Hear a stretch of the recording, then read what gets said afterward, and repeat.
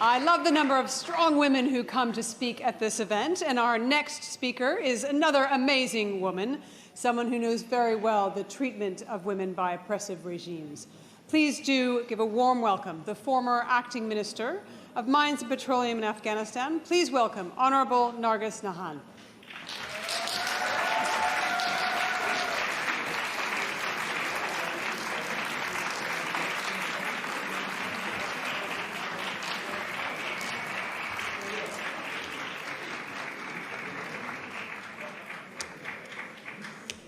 Before my formal speech, میخوام سلام و احترامات خود را خدمت خانم محترم مریم رجوی و تمام خواهران و برادران عزیز ایرانی هم تقدیم کنم.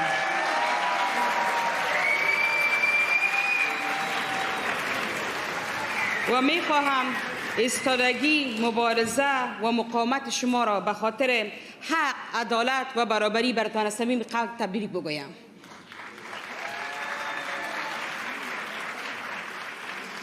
Ladies and gentlemen, distinguished guests, it's my absolute pleasure to speak in this incredible gathering hosted for freedom of Iran and Iranian sisters. I express my gratitude to Madam Mariam Rajavi and her team for inviting me in this important gathering.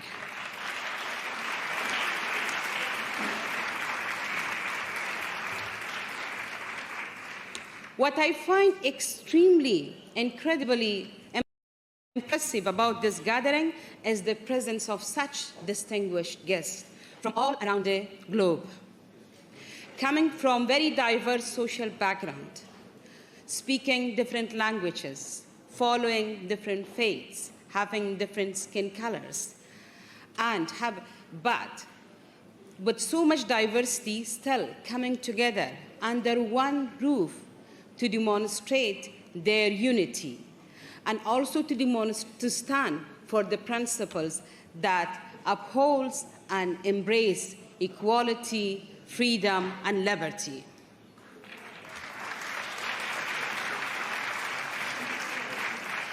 Once again, I am very honored to be among you, and I am very humbled to be one of you. Dear fellows, I must take this opportunity to once again remind all of you that there is systematic and institutionalized discrimination against women in Iran and in Afghanistan that needs our attention and support and action. But I also have to remind you that we see a backlash against women's rights around the globe. We see backlash against democracy. We see backlash against women's rights and against all those values that we have been fighting and struggling for them for centuries and for decades. We see fall of human rights, we see fall of democracy, and we see fall of all those values that we worked so hard to store them in our global village. In a state, what we see is the rise of extremism, fundamentalism, and the rise of authoritarian regimes around the globe. The rise of those regimes that they defend and justify subordination of women.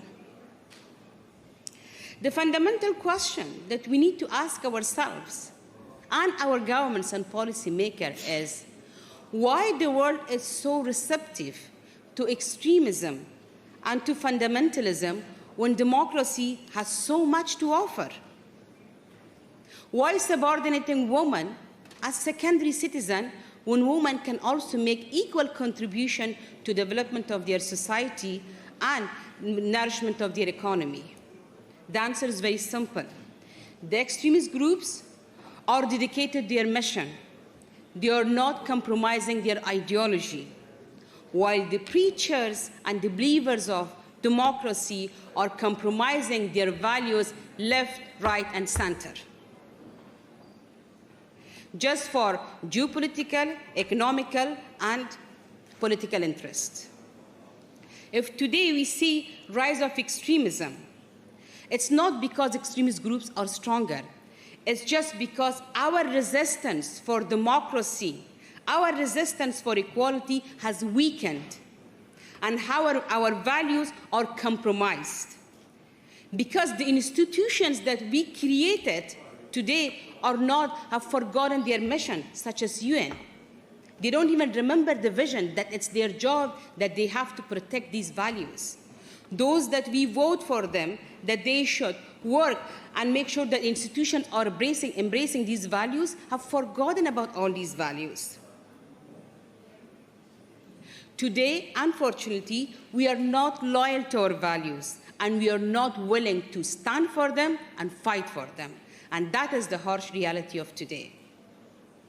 40 years back, an oppressive regime was installed in Iran. What did we do about it? We did nothing. All we did was preach appeasement, appeasement, and appeasement. Nothing else. 3 years back, the US signed a peace deal with the Taliban, most of whom are on the sanction list of the UN. And they brought them into power. They handed over Afghanistan, and they reversed all the achievements that we worked so hard for them with your support for 2 decades. And let's also remember that it was the US and the international community that they came to Afghanistan and they said, we are going to liberate Afghan women. But in 2021, they forgot about Afghan women and their rights, just because it was not for them important anymore. Once again, when we raised our voice and when we said that this is not the right way of withdrawing from Afghanistan, they just simply told us that Taliban are the realities of Afghanistan, just accept them. Now let me give you a brief information about this very harsh reality of Afghanistan, that what they are doing in today's Afghanistan. Last 3 years that they have come into power, they have issued more than 100 decrees. They do not allow girls to go to school beyond class 6. They do not allow women to go to university. They do not allow them to work. They do not even allow them to go to gym, to go to recreation places, to go to park, to travel without male guardian. Even they do not allow them to go to clinics or hospital, even if they face emergency situation, if they do not have any male guardian with them. Just 2 weeks back, the supreme leader of Taliban suddenly woke up and said, okay, what else can I do with the women of Afghanistan? To just torture them. Because they stood with the international community. They stood with for all those values that we are talking about them since 2 days, all of us.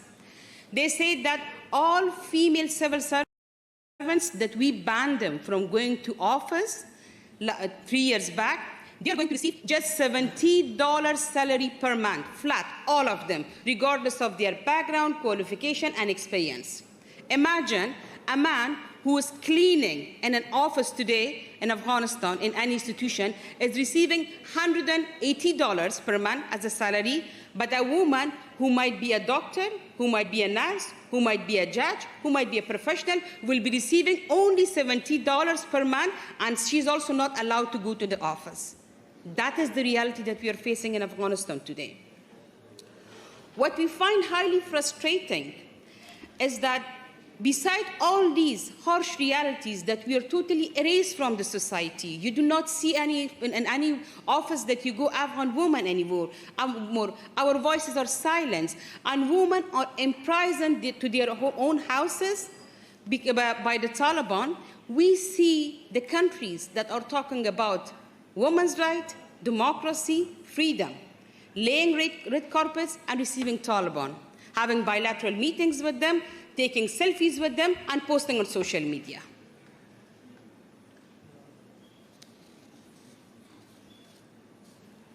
We also see that different institutions, for example, UN in case of Afghanistan, World Bank is coming and is writing positive report about Afghanistan and say that, oh, the country has changed. Situation is much more better now. There are these positive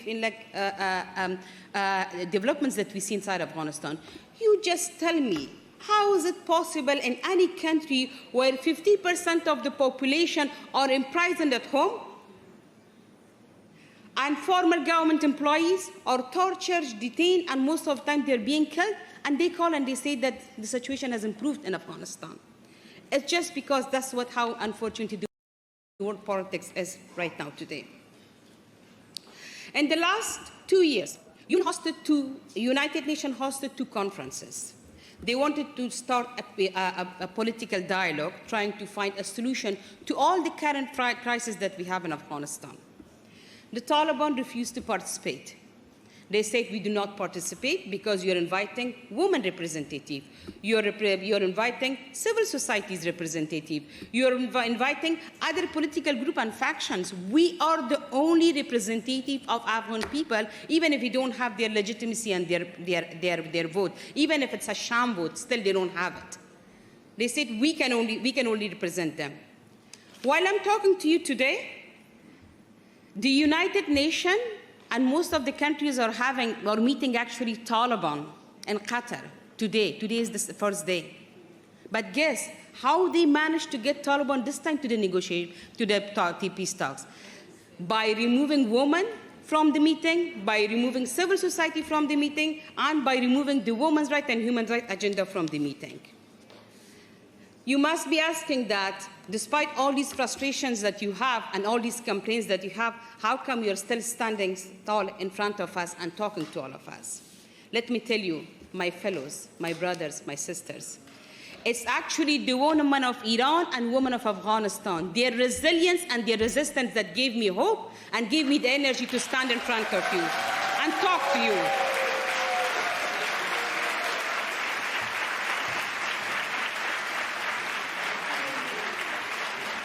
No matter who will stand with us, who will not stand with us, we are going to continue our fight.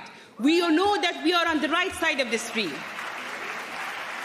I would like to present 3 recommendations in conclusion. One is that please support the 10-point action plan of Madam Rajavi, if you really want to hand over a better future to Afghanistan. And please help us with an international campaign that we have started for recognition of gender apartheid in Afghanistan and Iran. We are starting this campaign, and we hope that many of you stand with us, because once that is recognized as a crime against humanity in the international law, no country, no regime on the earth will be able to treat the woman the way that the Taliban and Iranian regime are dealing with them. Thank you very much.